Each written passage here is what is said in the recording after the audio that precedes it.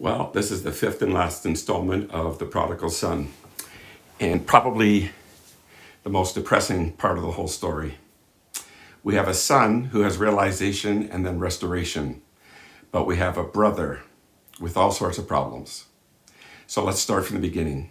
So he comes in from the field and doesn't know why people are celebrating. He's a son, and a slave has to tell him that his father has slain the fattened calf for his brother who has returned home safely. He becomes angry. What's weird is that he's a son and doesn't know what his father's doing. Bible says in John 15 that only servants and slaves don't know what their father's doing. Anyway, he won't go in the house. He's angry.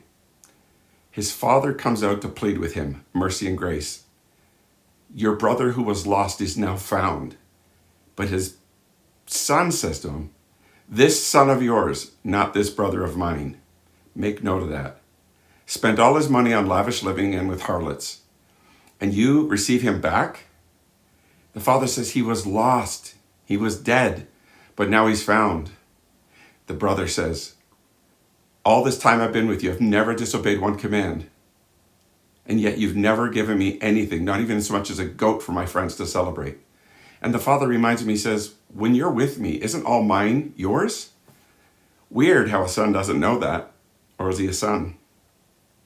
He's not. He's a modern day religious person who's in the house of God, who has no concept of what it means to be in relationship. Didn't look for his brother, didn't call him his brother, and never celebrated him being back. That's how you know you're religious, when you never celebrate people coming home. Guys, change. Remember to read, pray, and worship.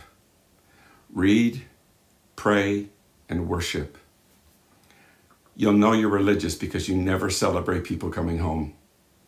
You'll know you're religious because you'll never know what your father's up to. You'll know you're religious because you hate relationships. You're always looking at the works that you do and not at the person who you are.